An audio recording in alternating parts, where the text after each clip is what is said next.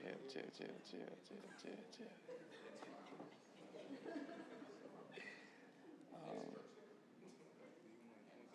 I don't think so. Yeah, I don't even know if I want to use a mic.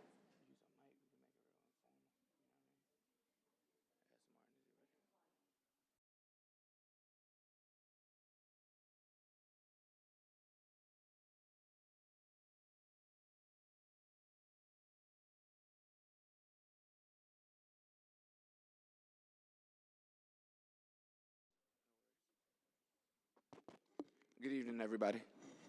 All right, we're gonna get rocking and rolling. Um, Thank you to everybody for coming out. This is the panel and D Wade's show. Just wanted to kind of open things up on behalf of Duquesne.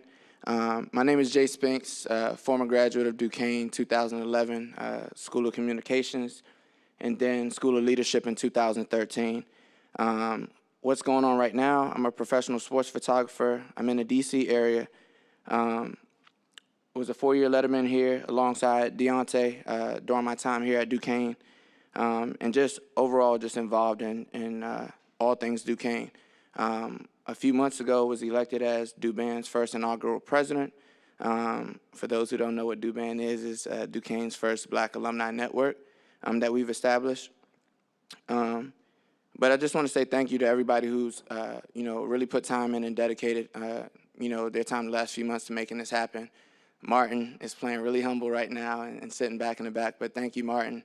I don't see Sarah. I haven't seen Sarah Sperry yet, but thank you to Sarah. Thank you to you all's entire team. Our new hire, Mary in the back, thank you for everything that you've been doing. But just to kind of open up the floor for tonight's discussion is about uncomfortable spaces, right? So I'm sure, throughout our time on the bluff, we've all experienced that. I was just thinking driving in, coming across the bridge and through the tunnels that every time that I ride back in the city, it reminds me of that experience. All these different things that we've kind of went through on the bluff, sports we've played, things that we've done. It always reminds me, coming back to campus of the grind and that experience and how we've overcame certain things and how it's made us who we are. So I had this long, intro to go into, but I love the crowd tonight. Just want to make it real informal and talk through some things. But I want to pass the baton to my friend, my former teammate, current business partner, the one who helped usher in this topic as well as bring together this amazing panel. But before I intro D Wade, I just want to say one of our teammates and brothers through Duquesne was originally supposed to be on the panel tonight, but had a family emergency, immediate family emergency, so he can't even make it up for the weekend. So family is family, so just ask that you all keep the previous panelist that's not here and his family in your prayers. But other than that, I just want to go ahead and introduce Deontay, and he'll go ahead and dive into our topic that we'll be talking about tonight. Deontay.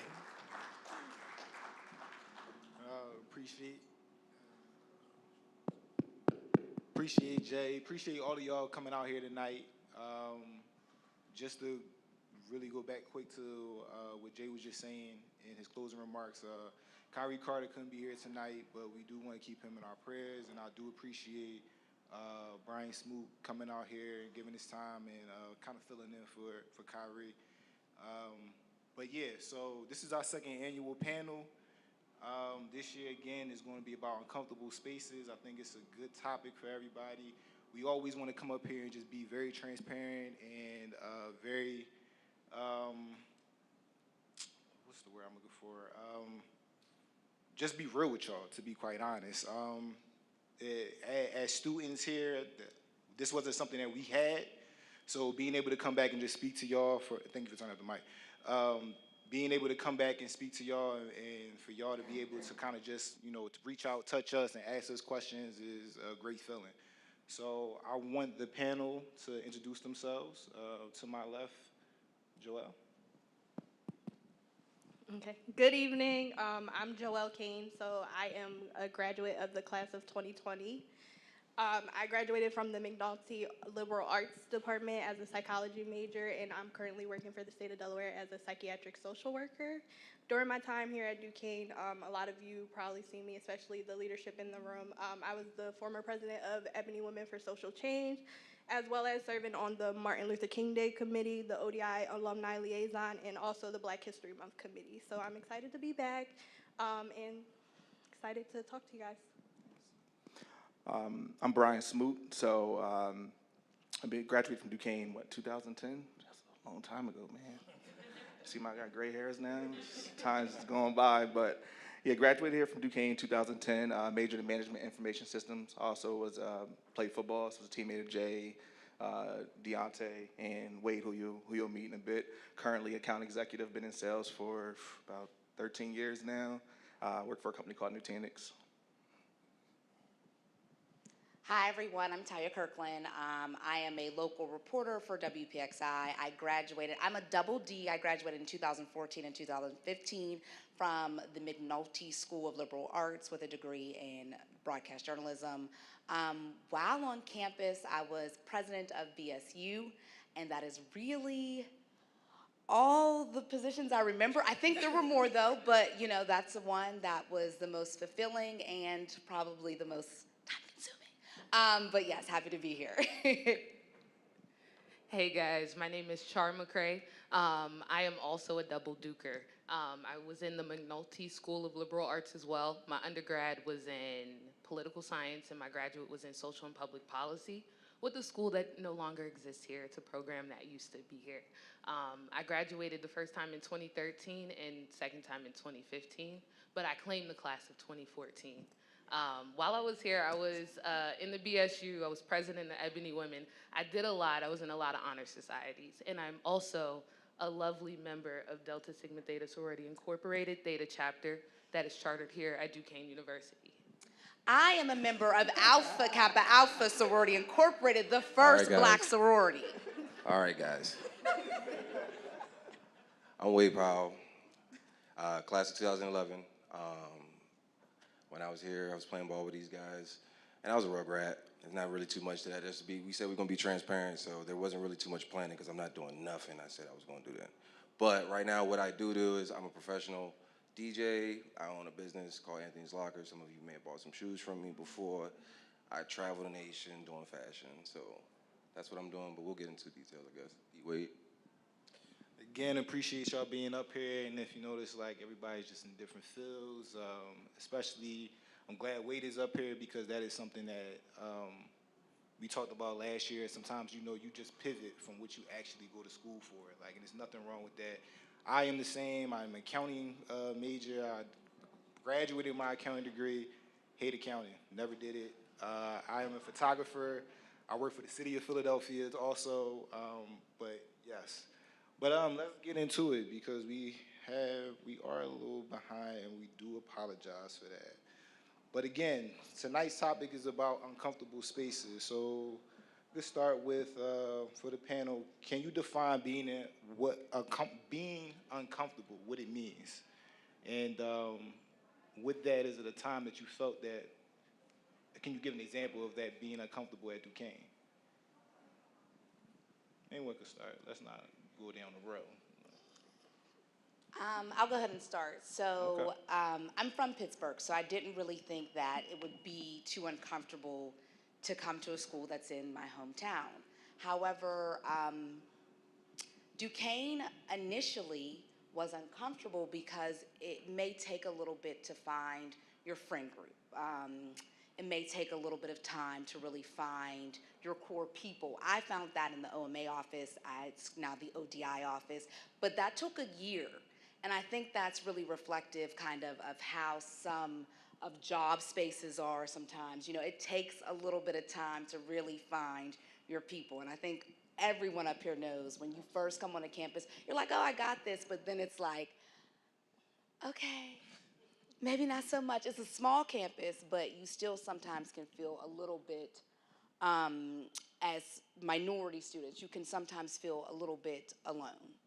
Yeah, I definitely feel that minority part. Me being from DC, I ain't know nobody.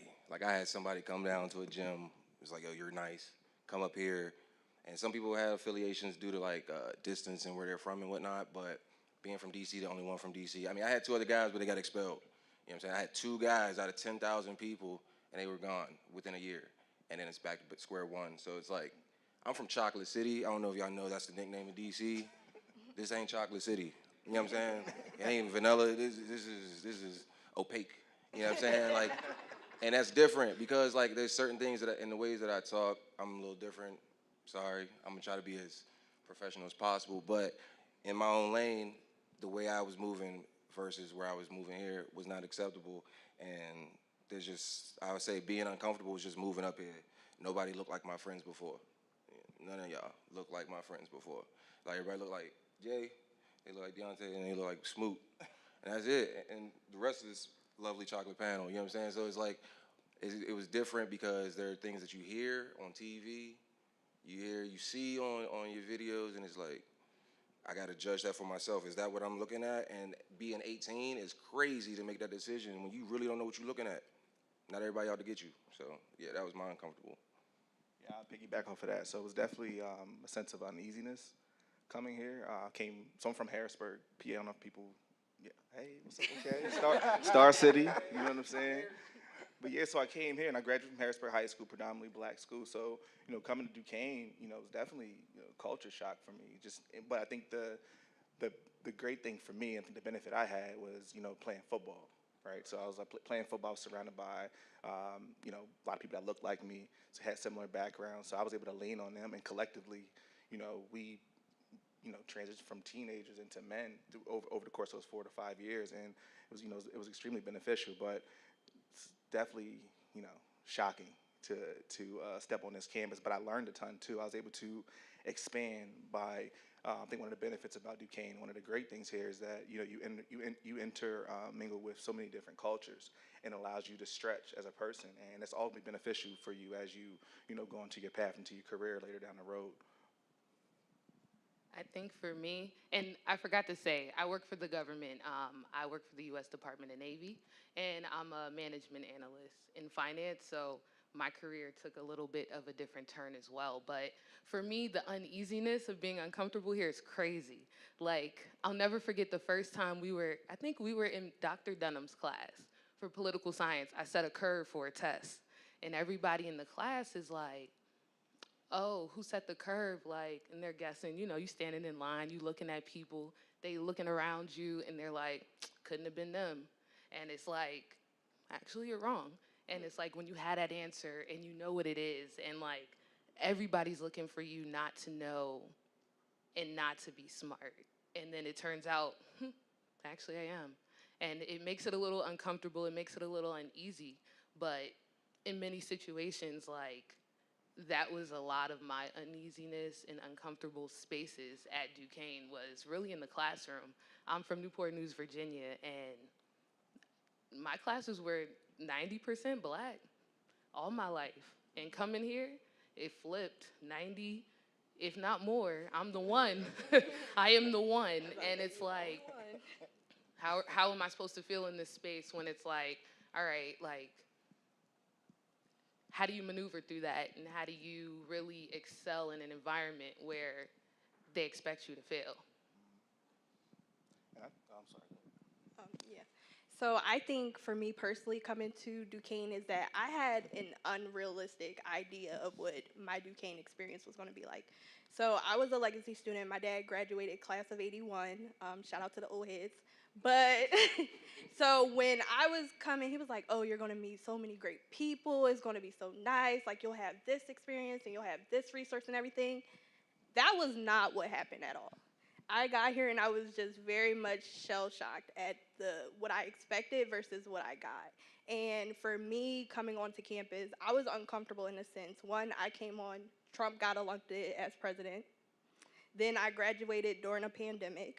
So we're talking about navigating uncomfortability. It's like, how do I directly come in and network with a bunch of people who are so comfortable in their racism, in their republicanism, and being, outspoken about, I don't want you in this space. They have signs up, there's students doing this, like there's people talking about abortion who shouldn't. And it's just like, as a woman, and particularly as a woman of color, it's just, how do I stand up for this? And that's when I really got involved with ODI or OMA or CEID, whatever y'all call it now. But it got a whole bunch of letters now. But that's when I really started getting involved, because I didn't want to be uncomfortable. And I didn't want anyone else to feel uncomfortable. So my leadership is what made me come out of my shell, is what got me out of my room, what made me go into ODI, what made me start interacting with students. Because at first I was just like, I'm the only one in all of my classes. I'm the only one. Like, I only see my two friends every other lunch period. What's going on? So once you really find your community, you find where you're comfortable at, you start opening the space more. You start seeing people more. You start hearing from people more. And that's when you really be able to experience it. That's when you start to get a little bit more comfortable. It's never going to be 100% until everybody is working on it at an even pace. No, I honestly forgot what I was going to say. But no, to that point, though, I think that it's interesting, like the space, you being in school and graduating, going through like this era we're in. I didn't experience that, so it's interesting to hear your perspective on that and navigating that. I can imagine that's incredibly difficult, or was. And I'm sure a lot of you are going through it now, in this time we're in America. But, I think I'm optimistic personally for the future. I think we're going to get through all of this, but I think it's healthy to, have these type of discussions that we're having now to push forward. Yeah, I just want to piggyback off what you said, Smoot, about knowing that you had, like, your tribe, like, you know what I mean? You had the football team, you had us. And I would say, honestly, that was, like, the only thing, like, that made it important that I be aware that I was uncomfortable, because I know if I do something out here, I may not be able to come back to my tribe, and I might lose that right to having that type of freedom that is here to allow me to do what my purpose is, which was education. So absolutely. I think it's really important that you say, like, everybody said it, find your tribe and definitely get comfortable so you can start your journey, because you definitely can't with a lot of distractions. Agreed. Shit, to your point, Wade, about going back to your tribe and, knowing what you're here for. I remember, I think it was like freshman year, this is how I knew I was just in like a different league of people. One of my classmates had crashed, I think their Escalade or something like that. And that was like a Friday, and that was like a big deal. But by Monday, they had a Porsche, and I was just like, wow. Yeah, I was like, yeah, that's different. And here I am, struggling to make sure that I'm going to be back here next semester, and that a lot of that pressure was on my mom. So, like, being able to, like, home in and just make sure that, like, I'm here for the right reasons and, going to school and focusing on that. And then, again, I guess we can't say it enough between, like, me, Smoot, Wade, being on that football team where, let's be honest, when we went here, the majority of the black people was play sports. Definitely. Like, just bottom line. And if you didn't, it was just like, wow, you really just go here. Like, that's all right. Yeah, you know what I'm saying? Like, you a regular student. That's pretty dope. You know what I mean? So, yeah. Moving on. Can you guys express a strategy, a technique you used or learned to manage uncomfortable situations in the workplace or otherwise? I'll take this one. Nah, I mean, I do this every day. This is like, I'm a creator. So, like, content creator for all things seen under me. You know what I'm saying? Like, I have to be the smallest fish in the room. Like, I have to. That's the way I love being uncomfortable. But when you know that you're the smallest fish in the room, and you're transparent about that, they would receive you as that. They're not going to come off like a big shot or like you're being sweaty for a picture, or you could talk to anybody as long as you're asking a question that's on par. So I say my strategy in being uncomfortable is having a plan before I walk through them doors. I'm not just walking in any room, like, have a direction. All right, cool. I know the DJ, so I'm at least going to the back of the booth. You know what I mean? If I'm going out, if I'm at a place like this, hey, I know that person, I need to talk to him and see what this is about. Ask the right questions. Ask who and why are you here, and be able to answer that too if you're going to ask the question. So that's my strategy. Know why you're there, know who you want to see or what you're going to do, and then ask those questions until you figure it out and then get to the next step. Okay, so my strategy is a tad different. usually when you're uncomfortable, your gut reaction is whatever made you feel uncomfortable is to like avoid doing that same thing again because you don't want to feel that awkwardness. However, when you are a black woman in the professional world, you don't get that luxury. So you have to embrace it. And I think once you embrace that you're going to sometimes feel uncomfortable, you start to own it. You start to walk with your head held a little bit higher. You start to, introduce yourself first and not wait, for people to acknowledge you. You acknowledge them. You shake hands. You have a firm handshake. One thing when you're a minority, you don't get to hide that.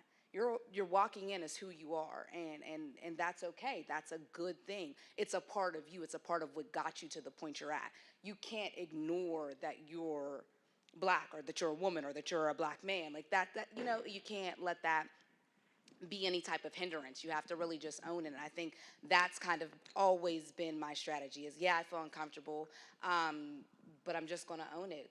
Funny enough, I really don't love talking in front of people. I know I do it but you own it. You own it every day. Like before every live hit, I'm still a little bit nervous because people are listening to what I'm saying and I have to make sure I get it right. But you own it. When it's time to go, you go. And I think that's what got me through Duquesne. Like I feel like my first year was rough because I was trying to be something that I could not be. And I think once you embrace who you are, people are either going to like you for who you are or they don't. And that's fine. You don't have to be everybody's friend. That is fine, but they will respect you for who you are. And just to piggyback off of that, um, I have a different strategy depending on the situation. Because uncomfortable situations, I'm in a very structured environment where I work. I work for the Navy, I'm a civilian. I'm not in the military, so there's a different chain of command. So in that structure, I've had to learn, like, you should probably know, for people that are in the military, you should know their rank, like, when you walk in a room. Otherwise, you're gonna address them inappropriately. I've learned that through a very awkward situation. And I used to just kind of laugh through it. I learned that is not necessarily a strategy for every situation. Don't just laugh through it. Sometimes you gotta be like, man, my bad, I apologize, And like, my strategy now in an uncomfortable situation, typically like, I self-assess. That's the first step I take. I think about it, I'll self-assess, and then if it's something that I can change that I want feedback on, I'll go either to somebody within my chain of command asking them, how can I do better next time? I've been really good with the feedback loop lately because it's something I had to learn. I've been failing forward a lot, but every time I make a mistake, it's really just kind of like self-assessing. Was this the right way to go about this? And if it wasn't, thinking about different directions that I could take to make it a little bit better every time. You're not always gonna get it right, trust me. I get it wrong a lot. But every time, like, I just try to make sure that in an uncomfortable situation, regardless of what it is, that I'm making the self-assessment that I need to, and also thinking about, man, maybe that was just effed up anyway, and doing my own kind of train of thought on that, so. So for me personally, my strategy for navigating uncomfortable spaces is to call it out. Because sometimes people are so comfortable in their daily routines, they don't know that you're uncomfortable until you say something. I've experienced it countless times in my work. Previously, I worked for Enterprise. It's a male-dominated company. Yeah.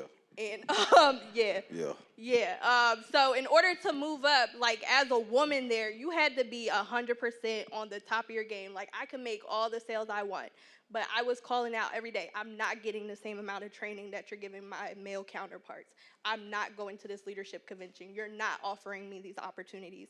And then my VP came up to me and he said, wow, I never knew that you didn't know about that. I said, no one told me. If you don't call people out, you don't give it to them face value, they're never going to change it. It can't be comfortable if you're okay being uncomfortable. You can't just be complacent in it. You have to tell them, this is what I need from you. This is what I need to move forward. This is how we keep going. This is how you push the envelope. It's never something where you want to stay stagnant about it. So in order to get comfortable, yes, sometimes you're going to have to be uncomfortable. You're going to go in. You're not going to know what to say. You're never going to have 100% of the answers. But if you don't ask for that help, if you don't call it out, if you don't look to the next person and say, how do we make this better, it's not going to.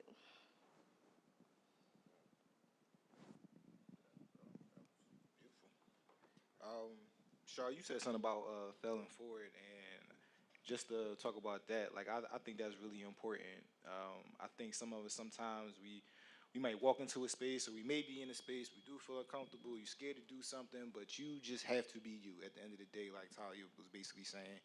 And whatever happens out of that, then it is what it is. Like, we learn from everything that we do, whether it's a positive or a negative. And just to even go off of basically kind of what Talia was alluding to, uh, black people always have to learn to navigate and figure out how to be in white spaces, whereas white people can typically avoid black spaces.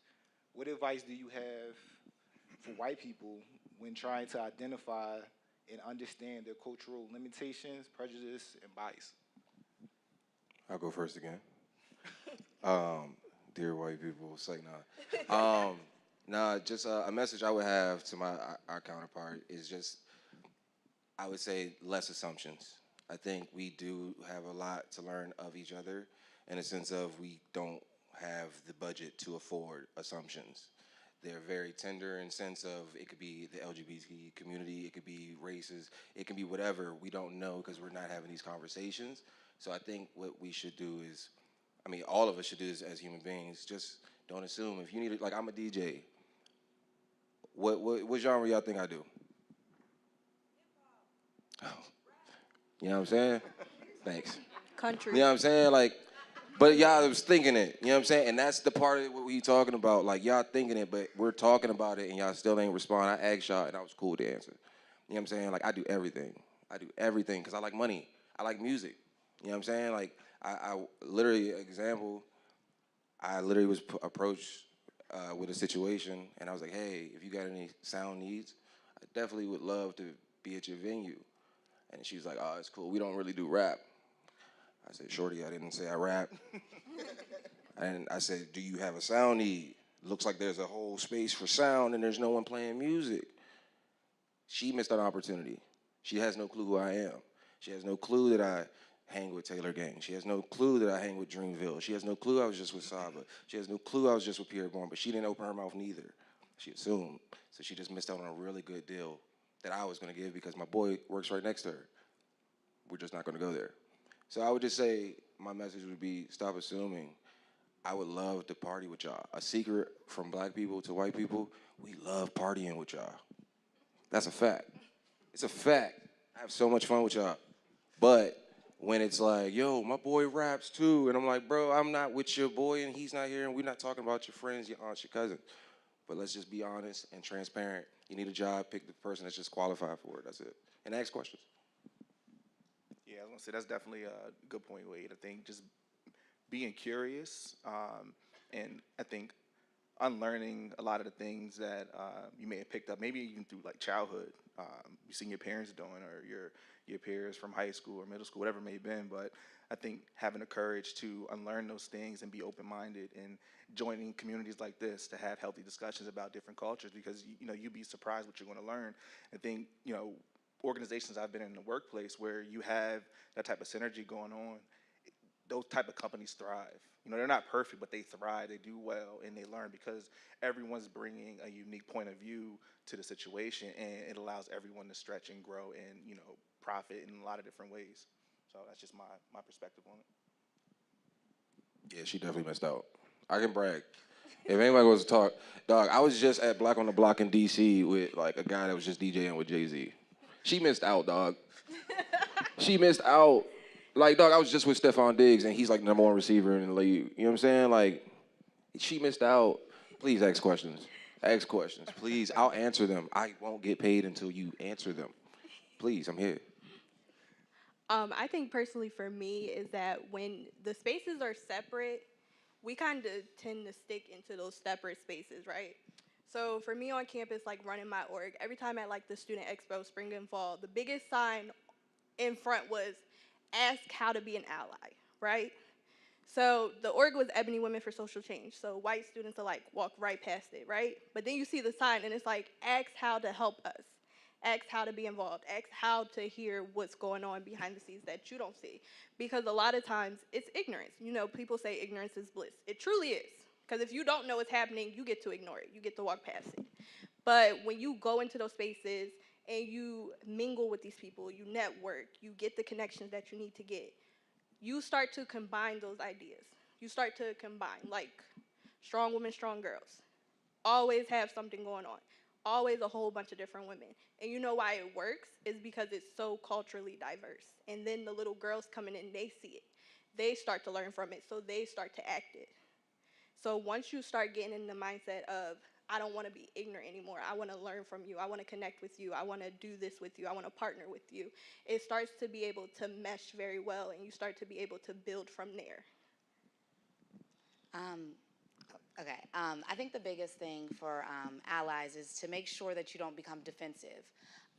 That can be one of the biggest hurdles if you're not open to hearing a person, especially when you're in editorial spaces, because you have to give opinion because it's subjective in some sense. So if you're not open to hearing the diverse voices that are in the room, you really miss the opportunity. Or if you become defensive about it, or you think someone is personally attacking your beliefs or your culture or your race, it really hinders the product that is able to be put out, and it's not an issue of, I'm attacking you or attacking your race or your beliefs. It's just that we want to make sure that we are as unbiased or addressing and confronting our biases and transparent about that. So I think the biggest thing is making sure that when someone says something about your race or your belief is that you are open ears. Just listening can be one of the key things.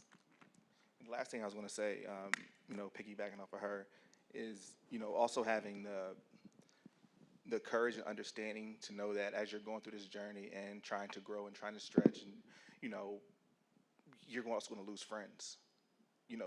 Being able to walk away from that, because you can't try to stretch and grow in these spaces and try to understand other cultures when you're surrounded by people who have this old way of thinking, this negative mindset. You're gonna be stagnant, right? So that's the other part of it, and I think that's the most difficult thing, because you may have grown up with this person for 18 years, 19 years, whatever it may have been, but you're going in this certain direction, and they're kind of staying in the same place, and you're going to start noticing these the negative sides of them, and you got to be willing to detach yourself from that in order for you to grow. Otherwise, I mean, your work, you're like a hamster running on a wheel. You're not going anywhere, right? So I think that's a big part. And I've lost friends personally because I'm not the same person I was in college at all, right? I've removed myself from a lot of those spaces, and that meant friendships breaking. And I appreciate the time we spent during those moments, but those were those moments. This is where I am now. So I think just being cognizant of that is important. That's real. That's a gem, bro. Yeah, that's quotable. Boom. The one thing I was gonna say is, at least in my workspace, but outside of like personal friendships and relationships in my workspace, one of the things I try to do when it comes to biases, I meet people where they are. So with the government, we have like special emphasis programs. So you can put an emphasis on Black History Month, Women's History Month. We had an LGBTQIA Pride event, and these all happen in my workspace. So what I do, I invite my coworkers that say weird things around me sometimes. I'm like, that made me a little uncomfortable. Let me invite you to this. So that's the like kind of alternative that I take to it. Because in the government space, we're not necessarily allowed to get political. Now, does it happen? Of course it does. But like, I'll try to combat people with facts. I'll also invite them to programming. I try to make sure that they at least have an opportunity to learn. So I just try to meet people where they are, especially in the workspace, because where I work is very cut and dry in many ways. So how do you guys typically respond to microaggressions in the predominantly white spaces? How much time we got? It's a good one. In that moment, like, what are your raw emotions? I'm pissed. Like in the moment, I'm pissed. Like, Okay. I am. It's honest. I'm just being honest. But that's not I don't react though. That's just kind of how I'm feeling in the moment. sometimes this depends on the situation, right? You know, you may address it head on. You know, if you feel, you know, comfortable talking to that person, pull them to the side, you have that, you know, that relationship with that person to address, you know, kind of how you're feeling and, you know, and your perspective on things. The other side of that is, you know, I've been in situations where, you know, my job where I've had senior leadership, you know, get on the elevator, kind of, you know, tightening up or clutching their purse. Just, it's like, bro, I'm not a threat at all. You know what I'm saying? But how do you navigate that? And for me, that was, you know, I lean on, you know, folks like, you know, like you. I talk to, you know, Tay, a lot of different people, and even people within my organization, you know, establishing relationships within the company to understand how to navigate those situations. HR, I'm big on that. Listen, I'll get a, not just going right to HR, but establishing a relationship with my HR business partner, someone that I trust who's maybe an ally to maybe a black organization that I'm in, just to get their perspective, right? And that's helped me navigate some of those difficult situations where I really didn't know what to do. I would say for me, it's a little different. I'm not in such a structured environment, so basically, if I come outside, I chose to be outside. So, you know, I'm human. So watch your words too. We're gonna just be respectful. You know, it's basically what I'm saying. Most of the time when I come outside, I'm getting paid.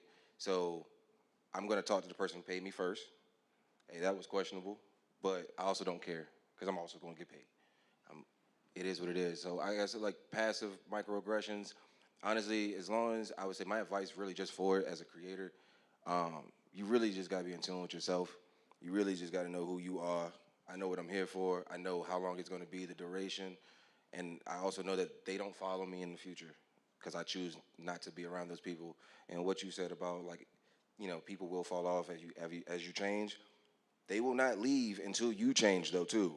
So the other side of that is you have to change or they linger and you will still be a part of the problem as well. So, I mean, that's just my portion. So microaggressions for women, it's a very hard place to be in because when you are a woman in the professional setting, you can often get classified as being a B. You know, like when you are vocal and when you are able to say, hey, that was not okay, you sometimes can be immediately classified as a person that people don't want to work with. So navigating microaggressions as a woman is, I think, doubly, that might not be a word, hard, because you are teetering a certain line. Is it worth it? Am I sure this was a microaggression? How far do I want to take that? And I think that that is something I can openly say I still struggle with. You also have to do a gut check. Was that a microaggression or do they not know what they're saying? Is this an opportunity to educate or was this intentionally to hurt or to hinder the progress of the conversation? So I think as a woman, it's a little bit difficult. You know, men can be assertive sometimes. Women have to be very careful of how they are assertive and how they display that. So I'm not saying minimize yourself in the workplace at all, but I'm saying know when to pull the trigger. What sometimes, like, you know, what is worth it? And how can I use this to elevate myself and the other people in the company that look like me? So If you can't do that, you might have to let that one slide. If you don't know that it's going to elevate, like if you were working with me, if it's not going to elevate both of us, I have to think about saying anything because me speaking up can now impact you. Now, we're lumped in together because we're the black women in the company.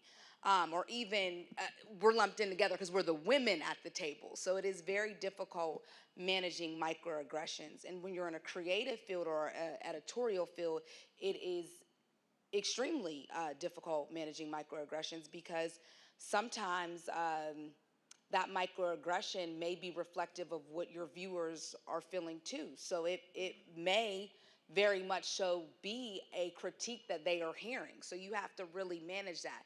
They may be saying something that's hurtful, but it may have been sent into the newsroom as well. So it does become a difficult place to navigate.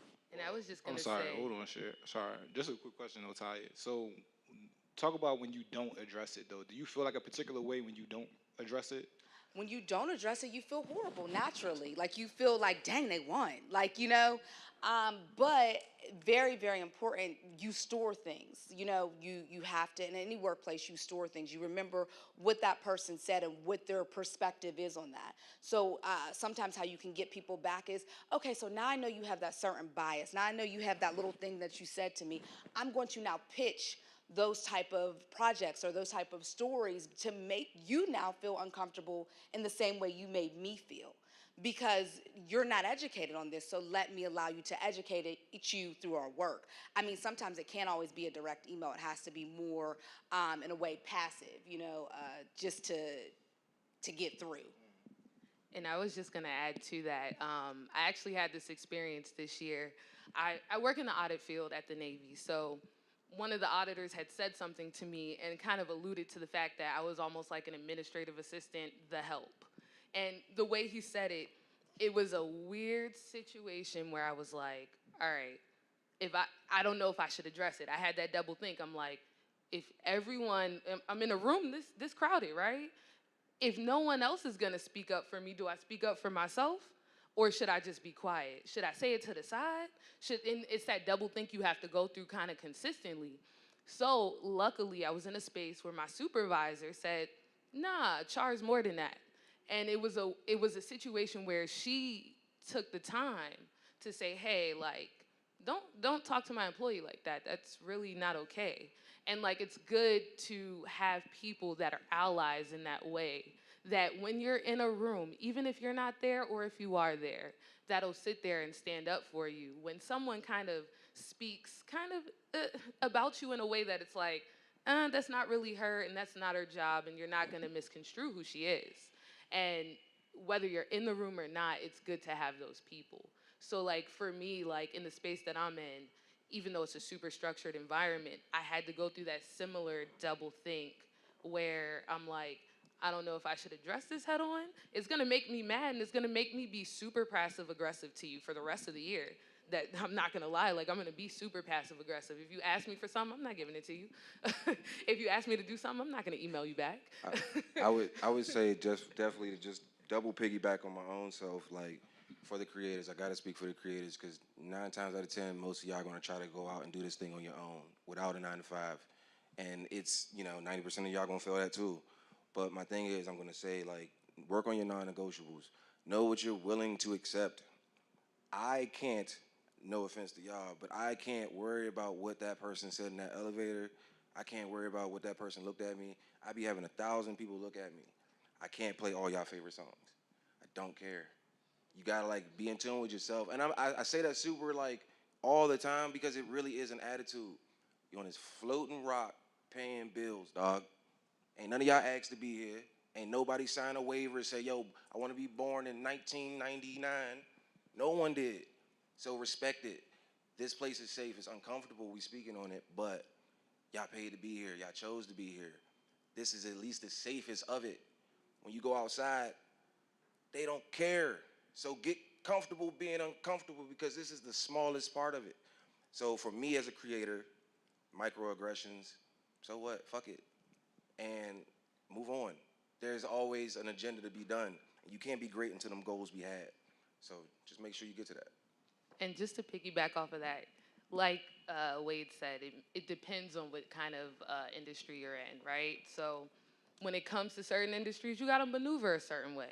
And that's just the reality of it. Like, as you get into that workspace, as you get into that real life, it really truthfully depends on where you work and how you see how other people maneuver through that space too. Because you're going to have people that look like you in your space. It might only be one other person, but you have to figure that out for yourself sometimes. And like, luckily, like you can have a tribe of people that can help you work through it, right? Like the people I met at Duquesne, I'll send them a message and be like, am I tripping? Like, you know, like you can really work through it with your core group of people that can hold you down. I think that's definitely key. That's all I'm gonna say on that. That's critical right there. Just leaning on your people and your network and your friends. People are gonna be both. You give you the good and the bad. I think that's important. And me and D-Wade have had conversations. He's checked me like, bro, you tripping. That's just D-Wade what it checked me is. too. And I'm gonna own that. You know, Tay, Conrad, Jay, same way. Going to let you know about yourself, but also celebrate you when you do amazing things. And I think that's the benefits of having a great network and a group of friends around you who are going to push you.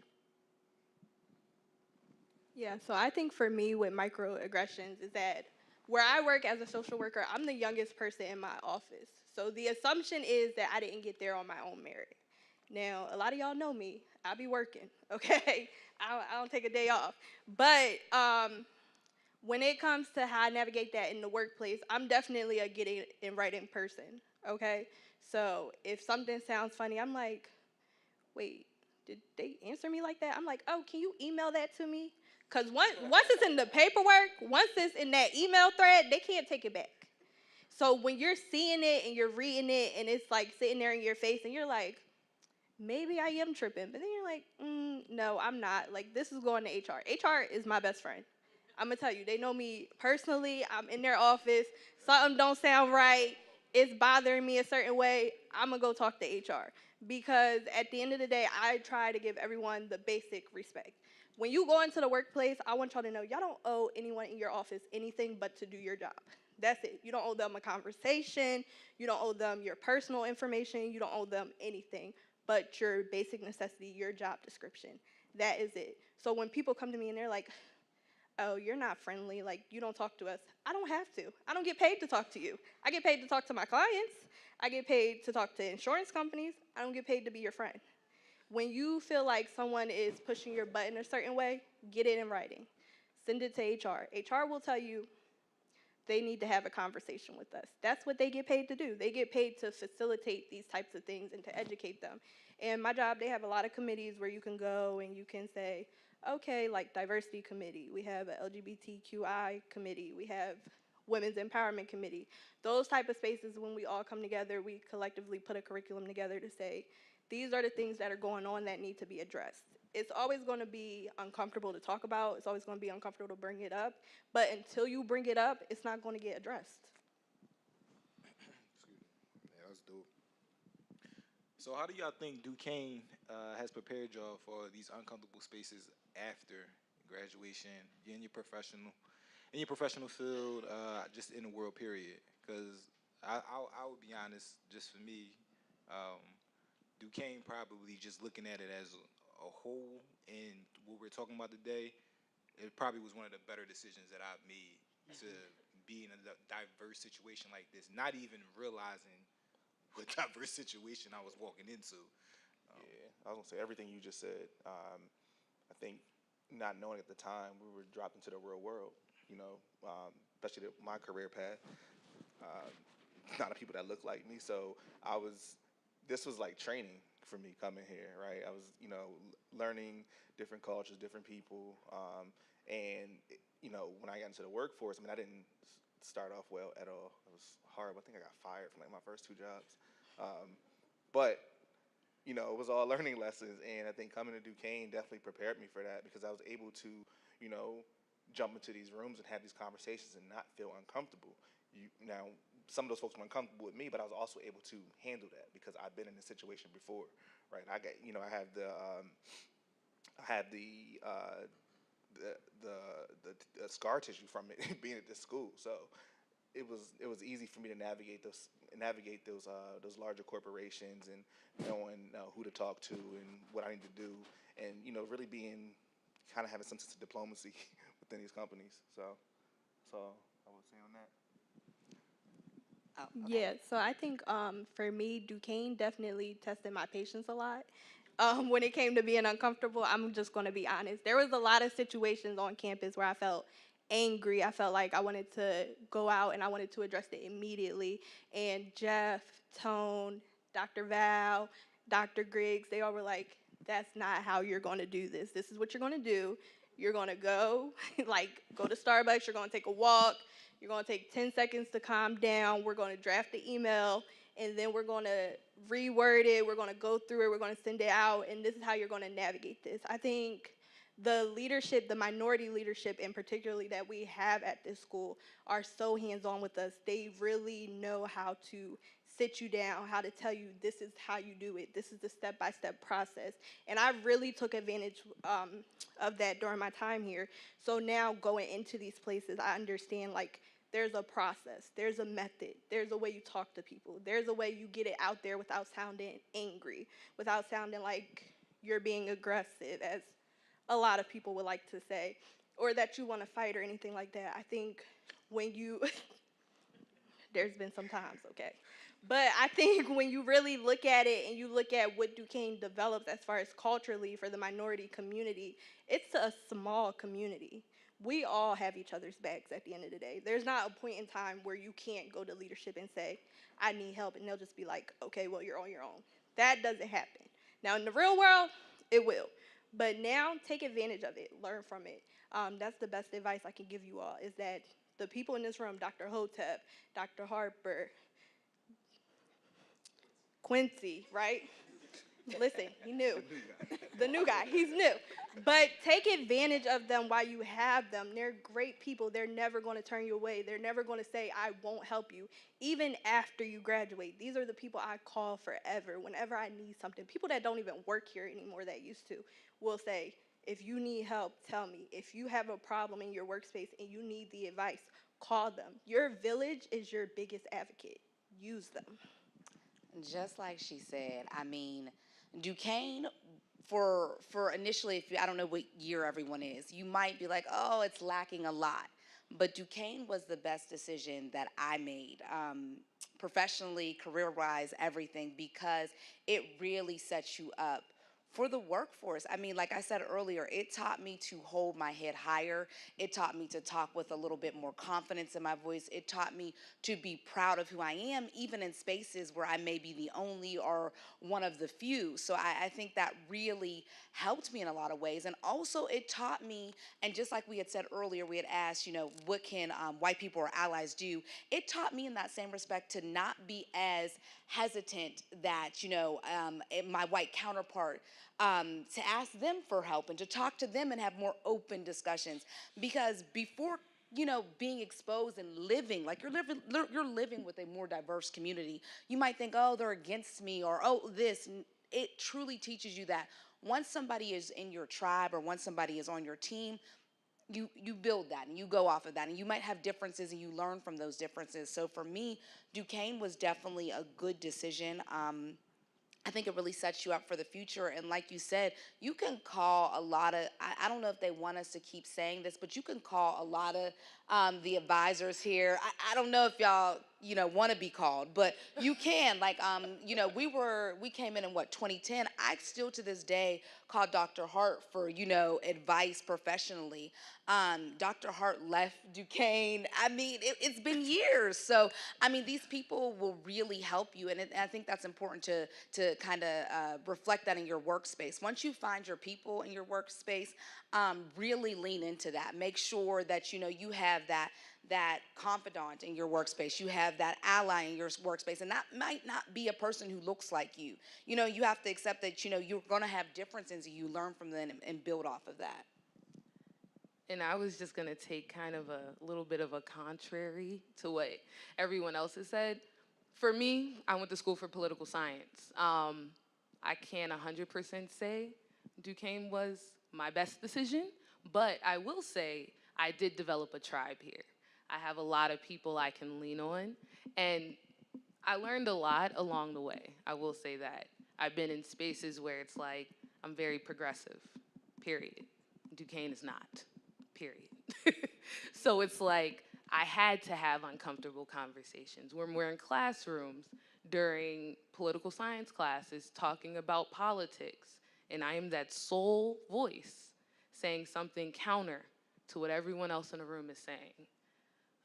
It was hard. It was hard. It was uncomfortable. It was produced some type of anxiety, but now when I walk into a room, it's not hard to give a contrary view, even if everyone else thinks something's so smart and I actually think this is a bad idea. I'll say it now. It's not an issue, because at the end of the day, who's it gonna hurt, right?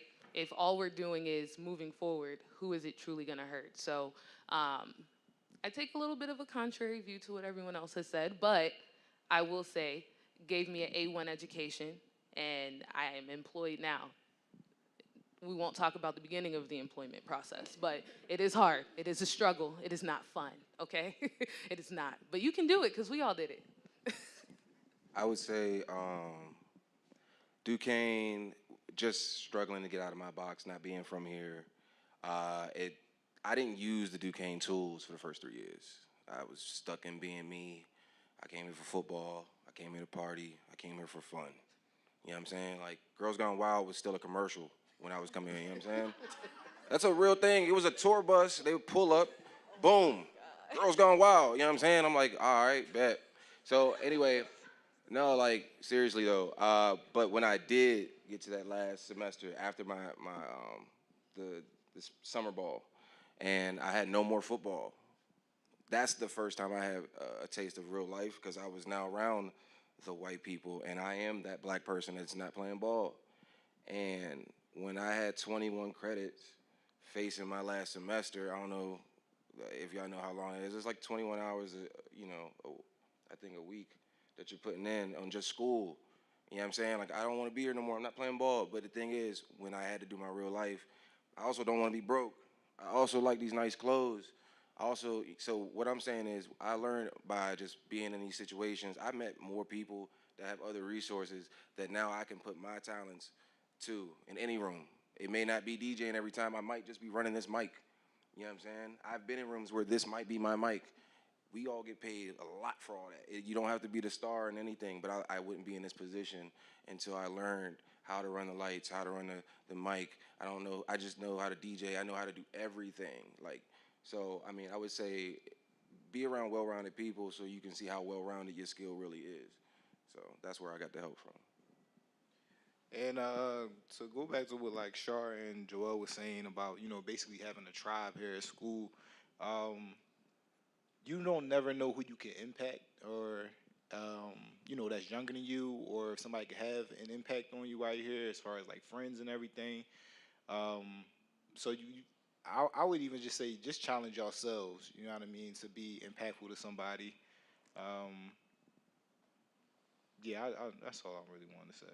Cause Joel, I met you like 2 years ago, 3 years ago.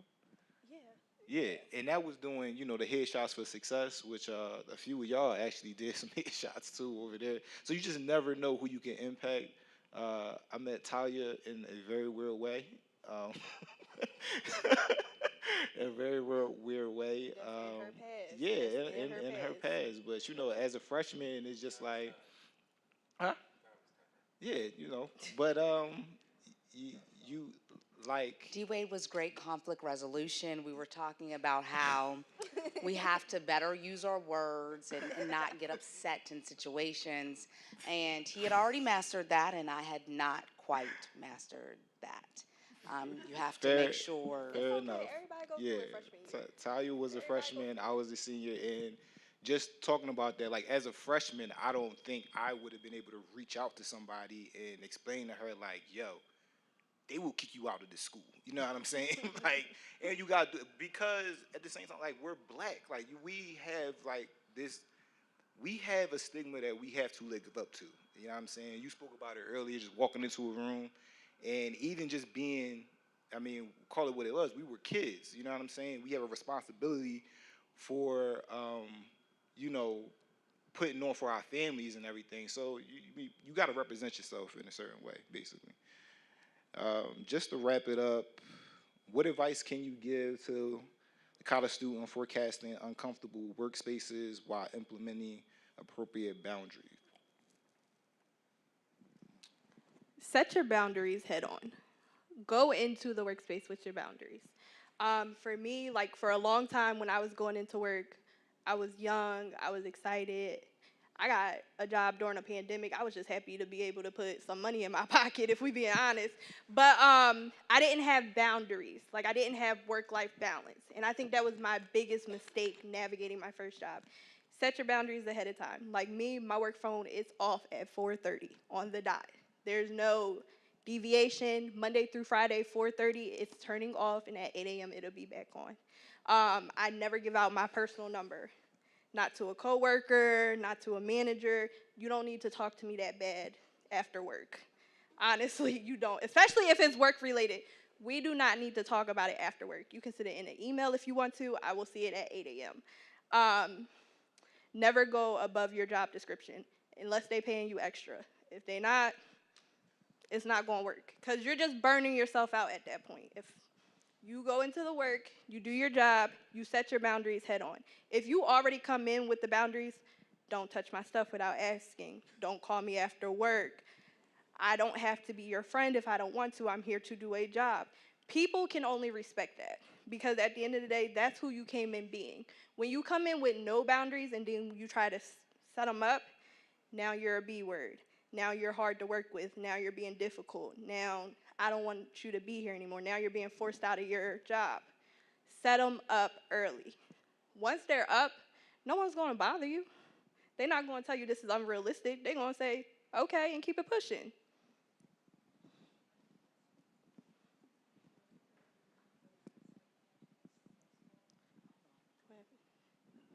Oh, Dr. Val got a question.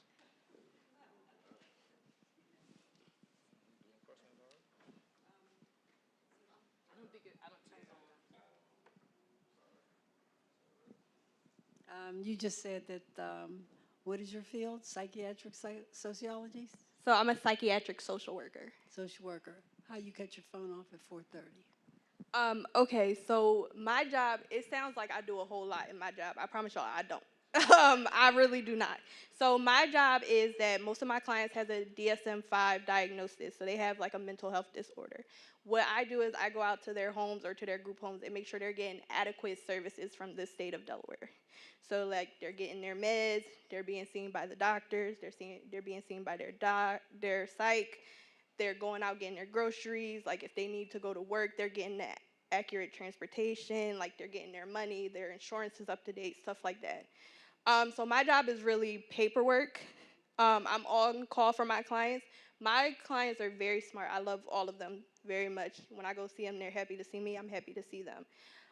They understand that my workday is 8 to 4:30 because at the end of the day, their overnight care is being provided by somebody else. It's not being provided by me. It's being provided by like connections or RH residential housing development, stuff like that. So they have 24-hour people they can call, and I make sure that they have that posted in their living environment so they know how to get it. But I am not the overnight on-call person. So that's how I get away with cutting it off at 4:30. I'm just Monday through Friday. Okay, so could y'all yell out some of y'all majors so I know if y'all can take the boundary thing? Like, do we have any people in news? Do we have any people who are aspiring doctors, nurses? Do y'all know what y'all want to be? Okay, That's yeah. legit. So every field is going to have different boundaries for sure. There are going to be some fields you definitely cannot cut off your phone. If you cut off your phone, you cut off your salary. So I do want you to understand that that is not going to be every field. Some fields are on call. So for me, boundaries, it's more important to have moral boundaries, like your scruples, like what you value in the workplace. Like if there are deceptive practices going on, if someone is blatantly lying and you know that they didn't actually have that source or things like that. So your boundaries may be a little bit more, for lack of better words, abstract versus, hard in, hard out. So for setting boundaries, I think, you have to assess that based on your field. You have to really, again, do a gut check, to make sure that what your boundaries are don't hinder your job opportunities. You guys are going to be going into the workplace, so I really want to caution to be careful of saying, I have this boundary and it all be, hourly. I definitely think you should set a salary goal for sure, but you don't want to be so maybe finite in those boundaries because that might hinder your opportunities. Also, I definitely do think it's good, I'm sorry, to show that you even when you're given that position, I think it's really good to show that you can do more in that role. I think it is good to, it might not feel like you're being compensated for it, but I will definitely say I do think it is good to go above your job role. For me, when I first graduated, I worked for UPMC. I was in a fellowship program. The fellowship ends at the end of the summer. I went above my role, so I got a full-time job. I don't think I would have gotten that, being so hardcore about, this is my job duties and this is all I'm here for. Again, with being in news, I don't think you excel unless you show that you are ready to take on that role. So if the anchor calls off, you don't get to say, I'm the reporter, I'm not sitting on that desk, because then when you go to try to elevate, they're going to say, remember, you didn't want to sit on that desk.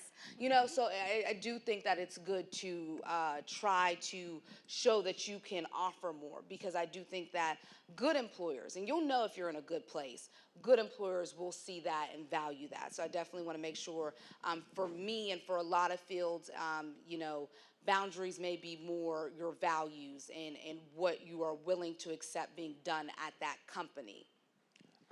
I was gonna say real quick, remember too, you're a brand. Each one of you have a name, a last name, you're a brand. So for me, setting the boundaries, I call it non-negotiables. Don't forget too, a part of that brand, you're part of a genre. I'll make this music since I do music. I represent my genre of people. I'm a DJ. If I keep taking this BS price, that's why we having this conversation, because we undercut ourselves and our self-value. So we have to know what we're worth, what we're putting into, and be actually like put that 10,000 hours in. Understand what you're doing. Like as a DJ, it costs a certain amount of dollars for that thing to sound like your radio in a club at that type of capacity. Some places determine, I might need 2 subs. Subs, on a light day, $2,000. And y'all want to pay me $25 an hour because you think I'm putting a playlist? I'm not at all. But I can't do that unless I demand the price, and then we can have the conversation on why it is this price and why you'll never get that. So I feel like as a creator, once again, this is my perspective. I do respect everybody else's perspective. But when you have to call to yourself, you have to know self first so that you know where the cutoff is and what you're here to do. And don't do too much because you got to do tomorrow and the day after that. So also, too, you got to balance yourself, know your worth, and don't overshoot. Yeah, it's cool to hustle somebody here and there. You got one. But if you can't keep doing that, and that's not the whole purpose of being here, we're here to hustle now so we can get in there, so we can play our own game and our own rules. I beat the game already. I do whatever I want every day. I got to do whatever, you know what I'm saying? So to get to that level, you really just got to be cool with self, be secure with self, and just whatever your word is, stick to that. So, yeah. And I think, just to piggyback on what everybody said, my largest advice is don't be afraid to fail. I started here, political science. My first job was at the IRS. I've been in a financial industry without an accounting degree. And it's been the weirdest situation because, you're asking me to add up numbers in a way that doesn't really make sense for the government. But just don't be afraid to fail. You will fail. It is okay. Just make sure that every time you do, you learn from it. You move forward. And at that point where you're moving forward, just make sure you always ask how you can do better next time. That's my largest advice. You will fail. There was a few L's I took this year. I don't even want to talk about them. But just make sure you know that you can get up from that. You can still do more. And, it's okay. And I would just say, the last thing for me, I know we're about to wrap things up, advice-wise, I think one of the things people tend to say, follow your passion. I think I've learned over time, it's not necessarily about following your passion, but following your effort. And I think over time, as you're doing work, you'll see where your effort lies, and that effort naturally is going to turn into a passion. It'll just come about. I never thought I'd be in sales. Again, I majored in management information systems, but doing it and putting in the work, and it didn't feel like work. I just was, I think you work in sales, right, Lauren? Yeah. So just talking to yourself in the shower, or just having the messaging in place when you're going to talk to clients. You just put in that time and that work and 10,000 hours you mentioned, and over time that's effort, right? And here I am 13 years later, succeeding at sales, and I don't see myself really getting out of it unless I become an entrepreneur of some sort. But you know what I mean? But yeah, I would definitely say that. Follow your effort, and I think you guys will see that through through the classes you're taking, where you're doing the most work, what's interesting to you. You're like, oh wow, that's cool, and I think that's really gonna help you out. So yes, Hey, do not follow your passion, follow your effort. Real quick too, just to piggyback on that part too, don't fake it. Like, if you don't like it, don't do it. Like, the ones that really do it can smell that you don't do this. Stop faking it. Stop talking the fake lingo, whatever you Googled, whatever you saw on TikTok. The real ones talk their own language, and if you're a part of that room, you'll know what that language is too because you've been in that room. But like, you have to put in the time. Don't fake it. If you really like it, then pursue that. You know what I'm saying? But if you gonna half-ass it, don't expect nothing from nobody that's doing it. Don't expect nothing because they're doing it 100% 24 hours. You know what I'm saying? So that's all. Man, I just really want to thank y'all. Appreciate y'all for coming up here and kicking game to everybody. Definitely appreciate y'all for being out here and coming to see us. We've got some. I think we got some questions.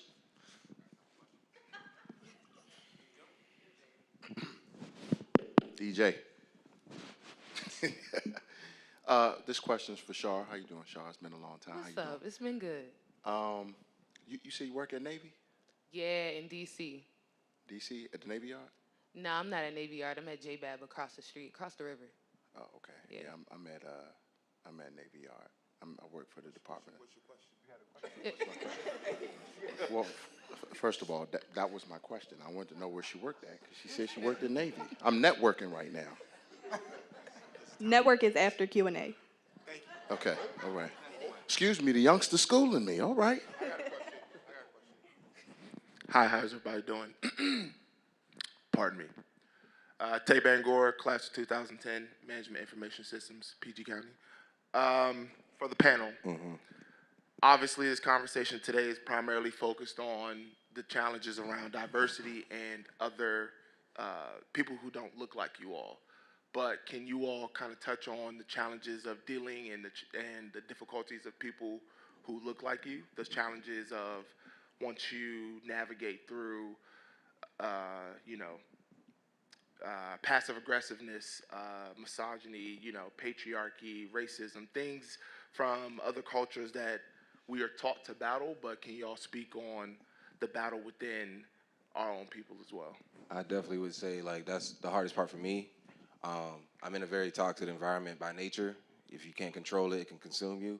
So I would say, like, me and wifey, we definitely got a plan, you know what I'm saying? So as long as we stick to the plan, like, I'm fine. But I would say, I kind of lost what I was about to say. But what was it? Say that last part again. How do you handle working with black Oh, black people, yeah. Sorry, we're off the white people. All right, so yeah, with the black people. Now, honestly, you got to be, like, once again, it goes back to, I think the common thing is, like, just working your boundaries. I have a strict goal, so I'm prepared to lose certain people because of the attitude that commands for my success. I owe it to myself to work hard as well and get the support that I do need because, like I said, in the last year when I needed them 21 credits, when I did open up my mouth at Duquesne, I did get the help that I need. You know, it was very easy. I actually made the dean's list in one of my hardest semesters. So it's like, I would just say, you gotta run with the people that support you in your lane. I was gonna just add, so where I work right now, I actually work with mostly people of color. So in the space that I'm in, I work in finance and I work with mostly people of color. It is very interesting in many ways. I've learned to be more relational. You have to talk to people, you have to give them the background. And in many ways, some people that have been doing something the same way for 15 years, if you come in as a newbie and say, hey, I want you to upend an entire process and do something different, you're gonna expect some different type of attitudes that'll come your way, right? So I think for me, at least where I work, and it's gonna depend on where you work, the industry that you're in, and how you need to maneuver, right? So for me, I'm very relational. I give background, I'll talk to people, make sure they understand what I'm asking, what I need from them, what they need from me. And for me, like, I am a big person on happy hour after work. So one of the things that I do, I usually schmooze people through happy hour. That's how I make sure that I have the right connections, making sure that the people that I'm talking to know that I'm the same person inside work that I am outside of work. Might be a little crazier outside of work, I'm not gonna lie. Once you get a few shots in you, you never know. But just in general, like, for me, like, where I work in the industry that I'm in and with the people that I work with, I know that I have to be relational. And it's really about reading the room a lot of the times. Like, you have to know how to kind of maneuver, read that room, and see kind of what your audience is and how people maneuver. But I love where I work. I actually have a good time most of the time. And to be honest, like, working with people of color is a beautiful time for me. So just remember, when you see other people who look like you in the workplace, that is not your competition. I think that is something that is naturally programmed, that there can only be one of us who's going to make it. Like, and that is not, I think we have to really shake that, because I think in my early career stages, I was like, oh, she's here? Oh, it's between me and her. And that's not the way it should be. It should be that when you see someone who looks at you, lean into that. Like, remember that the whole reason that you probably entered your field is to make changes and to open doors. So you can't say that you're opening doors if you're looking at the next black woman or the next black person as your competition. Remember that they are an ally and a support system, and there needs to be 2, 3, 4, 5 of y'all in the room to amplify the voice, and that's the whole reason that you really went into it. So I think that's the biggest thing. That's a fact. That's a fact. I also want to say, definitely want to keep the door open, keep the lines of communication. But I think that we also have to remember all skin folk and kinfolk, okay? I'm going to be honest. My field is also primarily black woman dominated. And a lot of time, it can be catty. And you still have to be able to be professional and know how to navigate it and to keep that door open and to be able to work in those spaces. But always remember, everybody that look like you don't always have your back, and that's okay. They don't have to. You have to be able to stand on your own 10 toes. But when you go into the workplace, when you go into those environments, and you think just because someone looks like you, they're going to automatically be on your side, that's not 100% accurate. You got to know when it's going to come into play and when they're going to have your back. When it's something serious and it affects everybody, yes, but they're not going to always take your side. They're always going to have their best interests at heart at the end of the day, and you have to do that for yourself as well. You don't want to compete. You don't want to be catty. You don't want to be rude. You want to make sure that you're being friendly, that you're keeping it professional. But everybody that look like you, they ain't always going to be a friend. They ain't always going to have your back, and that's all right. But you understand that you have to be professional in those situations. You still have to go to work. You still have to perform your job. You still have to look at these people every day. Quick question for you real quick. I think we had some great conversation. I think the questions that you alluded to tonight were on point. And then I love the fact that even if there was a difference in opinion, we were able to bounce ideas off of each other and still be progressive with the conversation. But I'm somebody who creates as well, and I live in color. I communicate in color. So I wanted to ask a question to the entire panel. Anybody can answer, but what was your Duquesne moment? So if there was one moment that kind of spoke to the uncomfortable situations that grew you as an individual throughout your time, like for me, my sophomore year, my teammates know I wanted to transfer. I wanted to get up out of here, and I wanted to go back home to Howard, to HBCU. Which I felt like at the time was who I was and spoke my language. But Duquesne actually was exactly where I needed to be, right?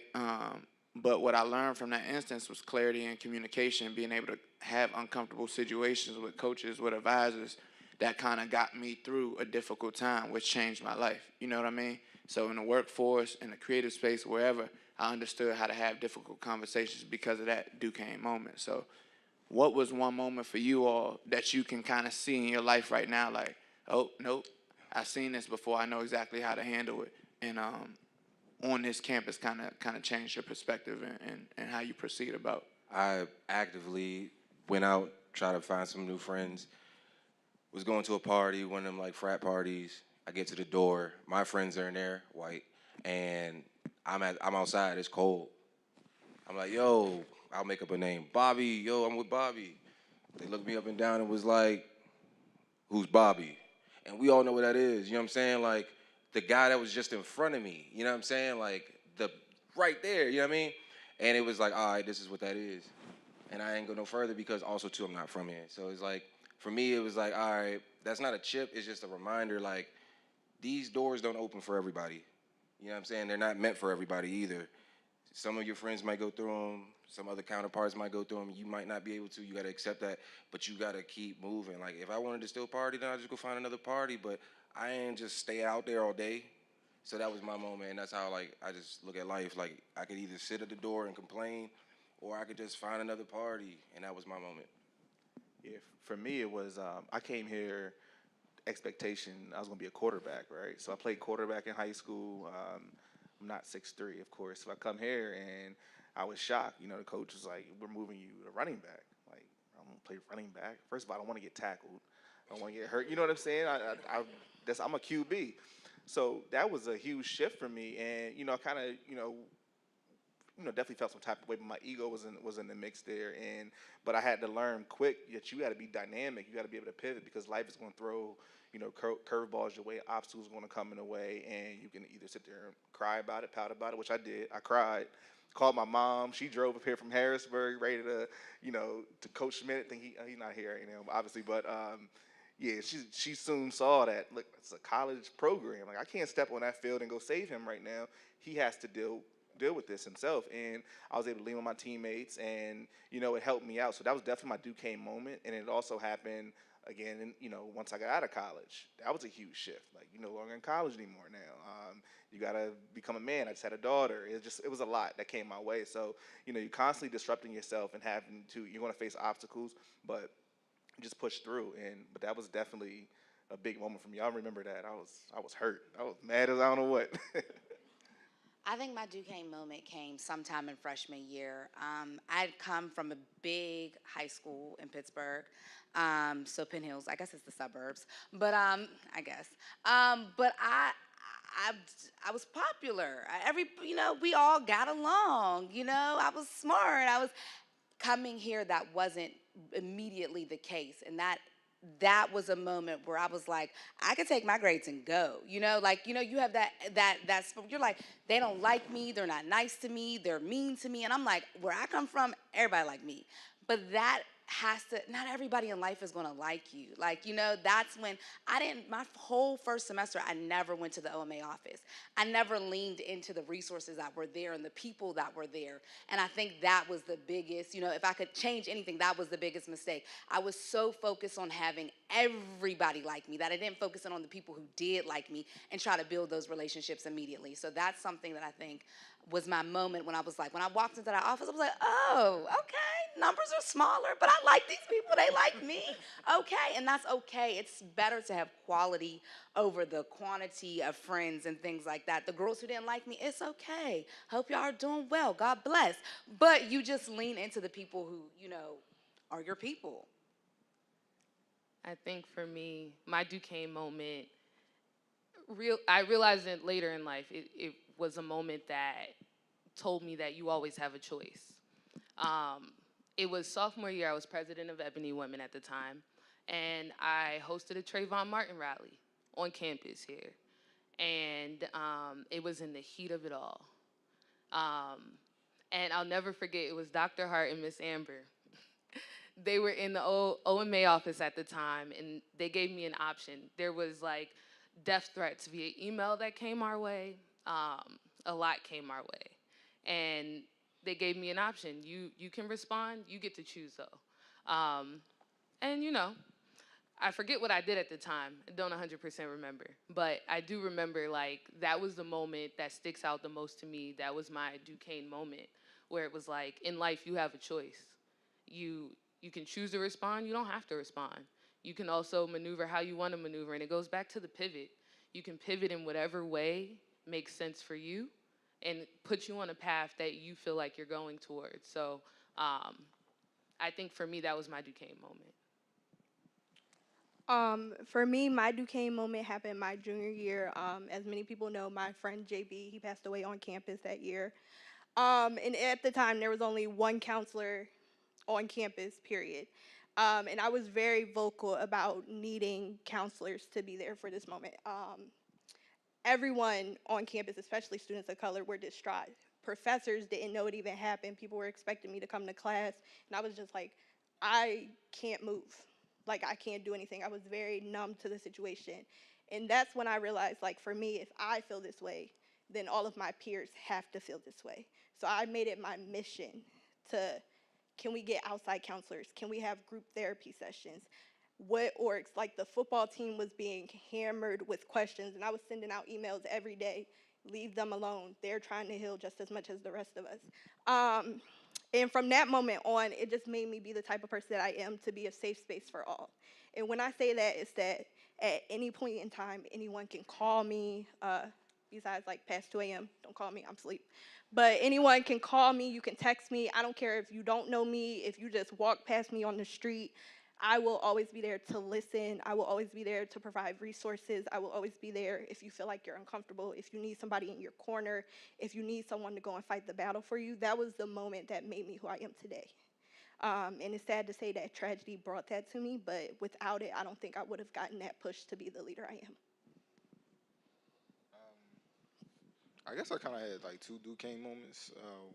One was my redshirt sophomore year where I was ineligible to play football. And we all talked about having that community up here. And I'm saying, like, on Saturdays, that was like some of my saddest days because all my homies was on the football team. And it was just like, it almost seemed like I was just alone on this campus. And it kind of really, I think it's at that point that I kind of just realized, like, I really interact with this group of people, you know what I'm saying? And how large the university was, like, I really didn't step outside of that. But that other Duquesne moment I would have to say is probably just after college. And realizing, as I mentioned earlier, how thankful and, you know, really kind of blessed that I was able to go to a university with so much diversity.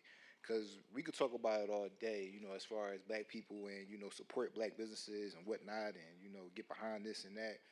But at the end of the day, we live in a diverse world, you know, and coming from different cultures and stuff, like even just back home, I'm from Philly, you know, grew up in an urban area, like predominantly black people. A lot of my homies do not understand interactions with different cultures. You know what I'm saying? And I'm so happy that I was able to go outside of that and be able to even tell them, like, this ain't like the aggression of some of our friends, like back in our areas or whatnot. Like, it doesn't have to be that. It wasn't meant this way. You know what I'm saying? Like, some people really don't understand that. And going to Duquesne helped me realize, well, not even like not help me realize, but just being in these situations, like, you just know more, and you know, that's all. And I think that, to your point, you know, going back to what we talked earlier, just being able to disconnect from people. You know, you just outgrow people, and Duquesne played had a huge impact on, you know, me and D-Wade talk about this all the time. You know, just really being dynamic and changing and evolving, and again, just kind of leaving, you know, some of your homies and friends behind, but they're boxed in. It's like that's all you know, right? It's how you grew up. You grew up in this environment, and if you're not removed from that environment, that's how you're going to be for the rest of your life. You don't know what you don't know. Yeah, exactly. And you know, we could have been victims of that too, but you know, luckily coming to this school and having a community here, and not just interacting with people on campus. I mean, I know, like, so Tay over here, it was like one year we ended up at one of our white teammates' house for Thanksgiving. Like, that was different, you know, but, you know, gave me exposure to kind of what their traditions are. And I'm like, wow, they move a little different, and food's a little different, but from, you know, and not different, and I say that, I'm not saying in a negative way, it's just different from what I'm accustomed to. But it stretched my mind, and, you know, I appreciate those experiences. And there's numerous amount of experiences I can talk about with other cultures where, you know, I met their parents and their family, and been in these rooms with them, and it's helped me grow as a person and an individual, for sure. And just on the other side of that, yo, like, for you saying that that's an experience for you, that's an experience for them too. That they may not have had, you know, had we not been here. You know what I'm saying? Right. So, you know, it works both ways. Any more questions?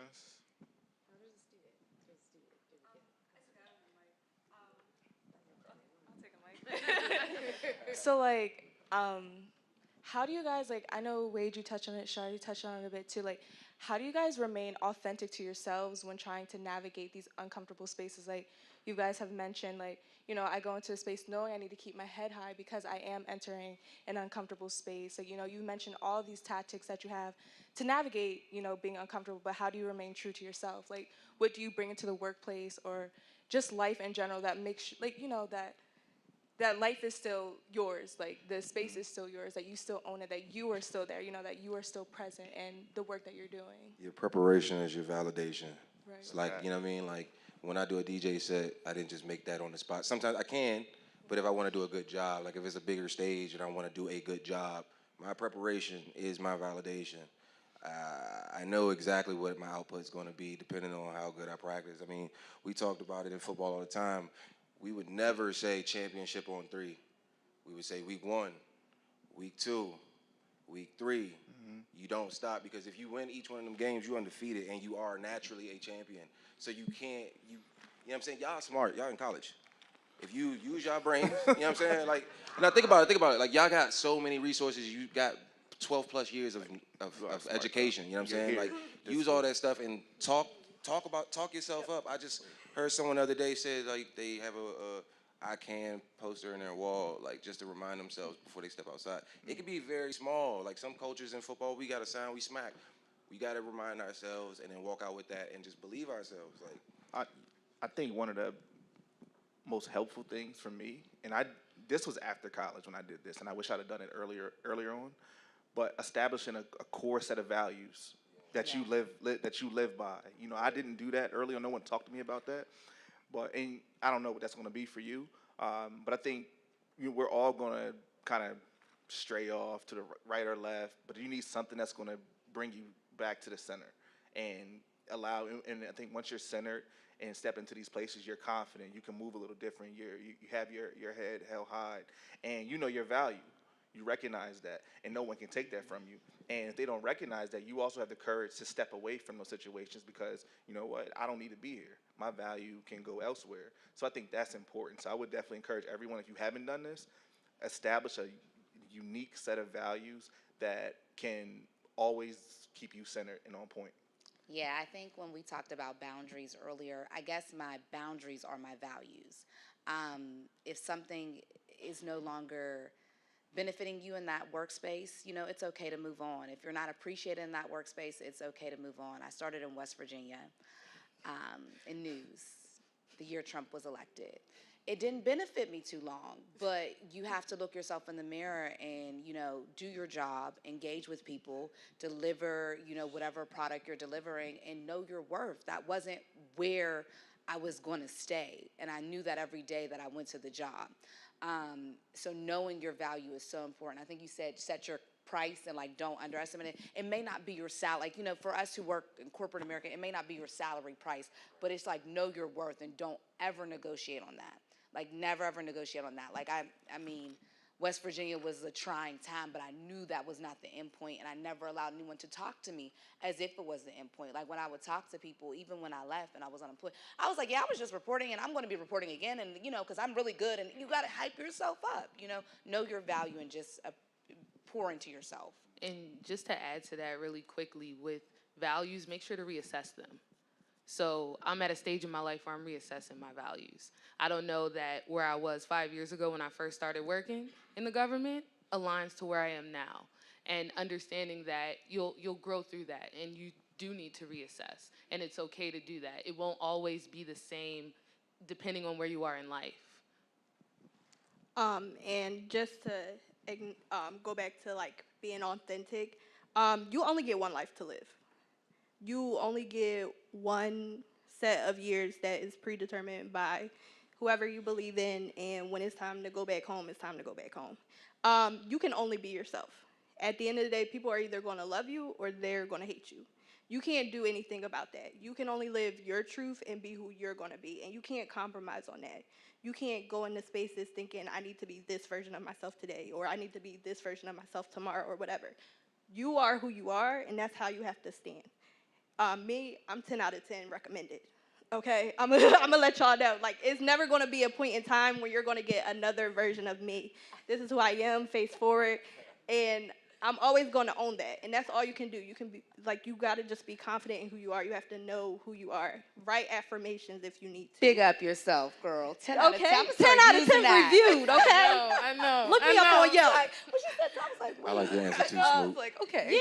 Yeah. Like you just gotta be yourself. You know who you are at the end of the day. You set that up for yourself. You look in the mirror every day and you look at yourself and you say, I am beautiful. This is who I am. These are my values. This is what I stand for. And it doesn't deviate. Because at the end of the day, no matter what, somebody not gonna like you somewhere down the line. You can't change it. There's nothing you can do about it. But for that one somebody, it's 10 others that love you just the way you are. Yeah, I would just say just stand on who you are today. I don't know, you look up here and you may think that, a lot of us or all of us have our shit together. And the truth is, we don't. It is forever evolving, and you can talk to any other adult in here too. Like, it is forever changing. But who you are today, you got to stand on with who you are today and what you have done, what you know you can do. That's your value. So as long as you can put that in front of whatever you want to do, you'll be fine. I kind of have two questions to ask. But before I ask my question, I want to thank all of you, the panelists, very much for sharing, not just for sharing, but for being honest, for being real. Like you were talking about faking it. There's no faking here. And that has helped the conversation the way it's going. So thank you for being you. Thank you for being here. My questions then, the first one is, so you arrive here, some of you came from a predominantly black school, and then you came in here and all of a sudden you are struck with all this, the reverse, yeah? So the world was reversed for you.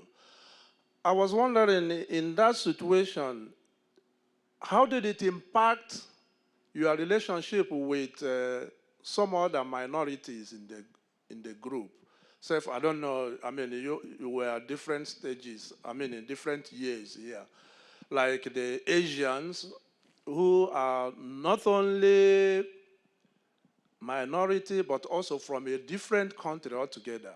Or even the mainland African students, who are, everything is not just the people that are strange to them, but the whole environment is completely strange to them. How did that impact your relationship with them? The other one is then, I'm not sure from the conversation now, this uncomfortable space, should we remove it? Should we do something to make it more comfortable? From the conversation, I have a dilemma in that, but whichever one it is, whatever way you say it, what would be your advice to the university, to the administration, to the staff? I would say when I was younger, my lady's here. When I was younger, it hurt my dating scene going home. You know what I'm saying? It'd be a lot of Caucasian white women, and I was dabbing. And I go back home, and it's like, oh, that's what we doing now? We've all been there, you know what I mean? I'm like, I don't know what you want me to say. The options are slim here, you know what I'm saying? But at the end of the day, what I learned is it shows, like, when people do that, like, that lack of exposure shows ignorance. And I learned over time, they just don't have the exposure I have. So, I eventually just started moving with my people that been around multiple cultures. So, and it's been super peaceful. It's just better anyway. So, to answer your first question about interacting with other minority students, there's 1,000,001 clubs at Duquesne now than there probably was back then. I made it a point personally to go to those events. I'm not that old. Yeah, back I then. know you looked at me when you said back then. Okay, it's like over 10 old. years. They've added quite a lot. All right, relax. We're not going to act like it wasn't 10 plus years for most of y'all. Anyway, so I made it a point to go to like the African Student Union's events. I made it a point to go to the LASA events. I made it a point to go to Lambda events. Because at the end of the day, when you see 8% on paper for minority students, and then when you see it in real life, it's a huge difference. Like 8%, you're like, it's going to be a few here and there. But when you really see it and you're like, oh, it's just me in this room right now. Like, it's just me in the next classroom. Like, I may see one other person throughout the day, but until I go to the spaces that are 100% like ODI, or I go to these events and stuff, I don't really see these people until I make the effort to interact with them. So I think the biggest thing is making sure, just as much as I wanted people to come to Ebony Women's events or BSU events and everything, I still went out to their events just as hard. Because if we're not united, we can't what I'm trying to think. We can't talk about the commonality. We can't talk about the struggles we face as just minorities alone. It's not just black people have struggles. It's not just Asian people have struggles. It's not just the LGBT community has struggles. It's all of us. And to really build those spaces up is to notice it, to make a reason to voice it, and to make sure that everyone's doing their parts to try and change it. I think to piggyback on your second question, you said it at the end of your last answer, I think the university, the biggest thing to help create a more robust minority student population is to really listen to the students on campus. Now, as you alluded to, things have changed. 10 years is a long time.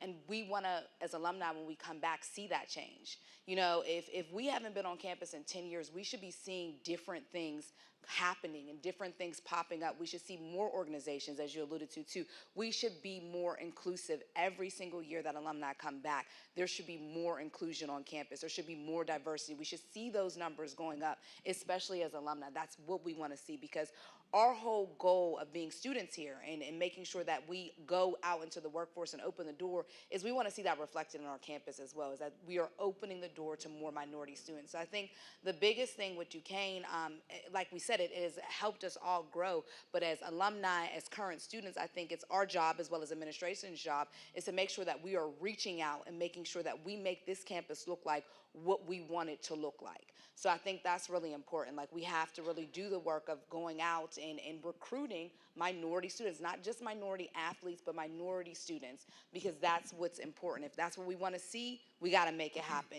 That's what we've all been saying up here on the workforce, about the workforce. If we want to see more of us, we have to open that door. So I think that's the biggest advice to give to the university is events like this, that people can come to and have open discussions, to know that the university wants to hear what students have to ask, or what they, to have that open dialect.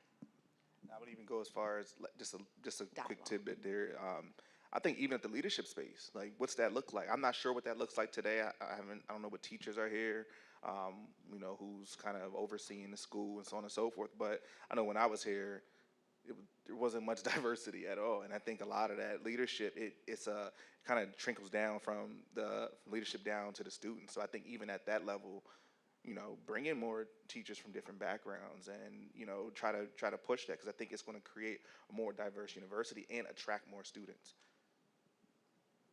I definitely agree. And I think they're beginning at the very cusp of trying to get there with us and a few folks in the audience that are part of the Duquesne University Black Alumni Network. When we were here, we didn't have that. It's brand new. So I think that it's at the very beginning stages, very, very beginning. But I think like having that network where students that are currently here can see alum of different fields, different industries, different parts of their lives, different areas in the world, right? You'll be able to connect.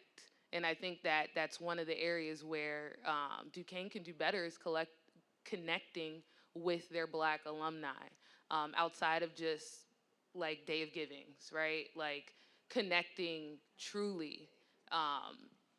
And it's really because it's very relational. A lot of us, the reason we're back is because of a relationship that we developed on this campus. So understanding that us being here is very relational, knowing that there has to be more done in that like for that effort. And I think they could do a little bit better with that. Like, we're at the beginning of it, but I'd like to see a lot more.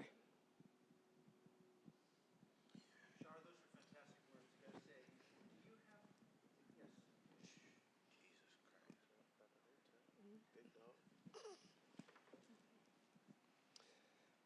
I am so pleased to see you all here. Some of you I know I remember from back in the day. I'm Dr. Hotep, and I am a proud Duquesne alum. I earned my doctorate here in educational leadership, and I'm also a long-time Duquesne employee. I've been here on the plantation, okay, for 30 plus years, and that's how I look at corporate America. I'm so pleased that all of you have been successful in your professional pursuits. But what I want to hear, which is consistent with our tradition as African people, how are you giving back to the community? How are you being in service to our people? It's great that you have your great jobs and you're making money and you're living the American dream, but I've heard some observations that I find a bit off-putting, the notion that, hey, look, I don't even deal with those people no more. I've moved beyond the homeboys in the hood. They weren't keeping up with me, and I had to get them out of my life. And I think of Malcolm X, who stayed in the hood, worked with those hardcore brothers and sisters who weren't quite evolved as he was, because he understood that we all should have a commitment to the uplift of our communities and our people. And if you're not doing that, and if you're not committed to that, well, then that's a part of your development that maybe has been on hold and that you may want to consider activating. I think something that we all said was very important is how you have to make sure that you are opening the door. And I think by opening the door, that really is a contribution. It's an underestimated contribution, too. You know, when you are opening the door, when you are practicing in mentorship, when you take on mentees, and when you really create that pathway, that is a portion of servitude. That is showing that you are doing the work to make sure that someone that looks like you, to make sure someone who has the same beliefs as you can get in. So, you know, I think that is really an underestimated service. And I also think that disconnecting, which is something that you touched upon, isn't a negative thing. I think it's a way to make sure that you yourself do not shame anyone, but you make sure that you are able to thrive, because you can't really give back if you're not doing your best. And sometimes in life, not everyone wants the best for you.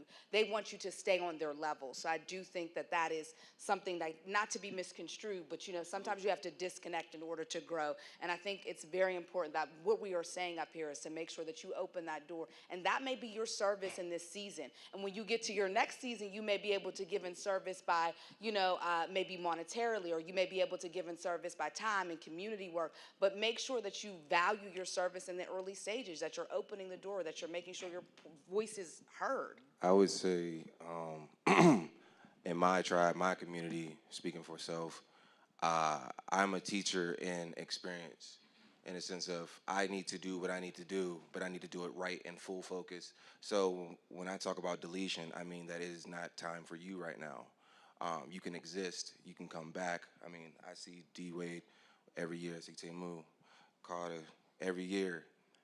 These are my guys. I've definitely lived with them for 3 years, but right now I don't need them. I also have a certain, I learned this one thing, and I'll leave it, I mean, this is be my last part, but budget your mental, your finance, and your emotions. You can only do but so much in this human body. So I would love to stick around for my best friend from the hood to come with me and be at all these lavish events. That's awesome. But if he can't act right, I'm not willing to put my hard work at risk either. And if I don't go forward, the people that deserve, you know, the knowledge I got for them that would put in that work deserve for me to come back home safe so they can relay that and do their job too for the next person too. So yeah, and I think it's also important, like right now for me, like I don't want to put too much emphasis on the hood. Like there's amazing things going on in the hood. You know, like that's just facts. But it's just really, like she said, disconnecting from, you know, things that are weighing you down. I think that's critical for any human being to evolve. But to your point, what I know in this room, a lot of people are very active in their community. Me in particular, I know you asked this question, what we are doing. I'm very active in Harrisburg. I'm meeting with a lot of youth from Harrisburg High School, which is where I graduated. My friend has an organization called Major Preps Cycle Breakers, where we talk about just life skills. But I'm a huge on financial literacy and the importance of that and investing your money and being able to me and D-Way were talking about this earlier, right? You have your day-to-day job, but anything could happen, right? I graduated at the point where it was like right when the Great Recession hit. All the major financial firms just tanked. It was very difficult to get a job. We're on the brink of something possibly, happening again with, the economy right now, and some of you students may be impacted by that. It's important to understand how to invest your money now, because you learn these skills. You're not dependent on that paycheck. You're just not. You can, when you don't have the financial stress, kind of weighing you down. You can move a little different. You can go pursue those passions or really follow your effort without thinking, oh, I got to keep this job so that I can pay rent or pay my car note, whatever it may be. Right. So we teach those things. A community of my folks. Tay over here as well. Jay does it. Conrad does it. D. Wade does it. Wade does it as well. We're having those conversations, and I think those are things that we didn't get early on. So those are some of the things we're actively doing in our community, and it's definitely making an impact. So for me, hi, Dr. Hotep. I know it's been a little bit, but so I came in through the Spirit 10 program, and one of our program requirements was to do tutoring for K through 12 in the Pittsburgh area. And I didn't want to do it. Not because I didn't like kids, I didn't want to help out the community. I didn't want to be a tutor. I'm not a teacher. But I found out that I really do like working with kids through that program, through the PAC tutoring program. And with that, I've continued to be a tutor at the Boys and Girls Club in Delaware, as well in the city of Chester where I grew up. And through that, I've been able to mentor, I've been able to chaperone college tours, I've been able to give that information out. And I think it's really important that we, not necessarily, everybody can't go with you to the top, but when you have access to those resources, I feel like it's very important that I share it personally, and I actively do that in my community by volunteering at these places, by reaching out to like higher achievement and going to Maryland sometimes to serve as a mentor to these students. And what that does is it shows them someone who looks like them, someone who has done this before, someone who has been low income, someone who has come from these places and have made it there. And I think when we have that type of vision, when we show that in the community on a daily basis, it helps uplift everyone. It can be draining, it can be tiresome, and sometimes you do need to take a break. As everyone said, you can't pour from an empty cup. But once your cup gets to that filled level and you start pouring out, I think it's very beneficial. And I think everyone does it in their own way up here on the panel. And everyone is saying, it's okay to be tired. It's okay to take a break. It's okay to step back. But we still do it. Even if we're not actively talking about it right now, some people aren't in their season to do it. I know I'm doing it currently, but last summer I wasn't. So it just depends. It goes in cycles, but I do try to at least do it for at least a part of the school year as a tutor. But other than that, that's what I'm doing. I just wanted to say, this is actually my community. Duquesne right here, this is my community. Last year was the first year that we actually did this. It was, something that was implemented. Me and Jay started with Black on the Bluff a few years ago. And it was because we wanted to build this community, this alumni community, because we didn't have, when we were in school, basically alumni that we could look up to like you guys right now. You guys could literally just reach out, talk to us, even after this. And even after this weekend, you could do that. But we didn't have that, So I had my fellow panelists up here, and everyone were talking about, what they did while they were in school. I played football while I was in school. I didn't do BSU. I didn't do a lot of the clubs and everything. And this is my way of giving back to my community. You know what I'm saying? So I've done a lot more after. And it's the same thing with anybody in here. You may not be involved in anything, but afterwards, you got to realize, and I would hope, and this was my goal with doing this, was that you guys could look at an alumni and then see yourself as an alumni and turn around and do the same thing. That's my community, so. Whoops. One more? I don't even need a mic. But let me holler at y'all real quick. God bless every single one of y'all souls. This is a blessing. And with the whole the whole y'all giving back. This is giving back deep. Like a brother's living in his car on the brink of like just giving up.